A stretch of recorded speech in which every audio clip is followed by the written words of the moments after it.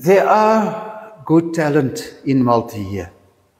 And if somebody is excellent in progress, we, as you say, the enterprise, we open enterprise for that person then and say, listen, this is really what you need. You need a sewing machine, you need leather, you need thread, you need rubber, you need glue. Let's put this together. Let's put you on the market. Let's help you with the marketing. Let's get your product out of multi-year into this desert-based economy. So this is basically the work packages, what that is all about. What we've done was we started with the horticulture package and then broaden it, make it wider. So we offer courses, 2-week courses. The first was 6 months courses.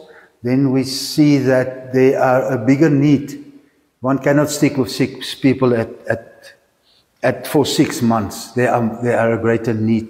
So we break the courses down to 4 weeks and follow up with another 4 weeks where we encourage the community and say, listen, we've got land. We've got water in multi-year. We have sand. How do we improve it?